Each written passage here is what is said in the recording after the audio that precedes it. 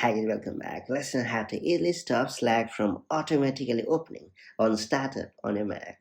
Well, Slack is a great communication app for work and team collaboration. Having it launched at startup can slow down your Mac's boot time and even fill your screen with apps you may not need right away.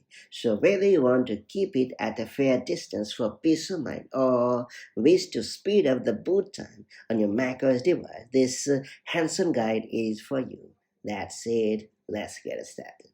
So first you have to hit the Apple menu located at the upper left corner of the screen and then choose the system settings option in the drop down menu.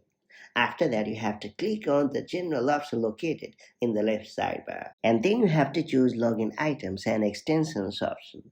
And under the allow in the background or login items list, select Slack.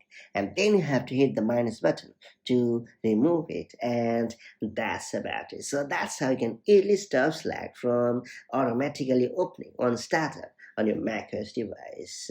Now that you have unlocked this pretty helpful feature, make the most of it in order to keep not just Slack but all other redundant apps from automatically opening on startup on your Mac. If you found this video helpful, make sure to like and share it and do subscribe for more such handy macOS tips and tricks, and I'll catch you up in the next one.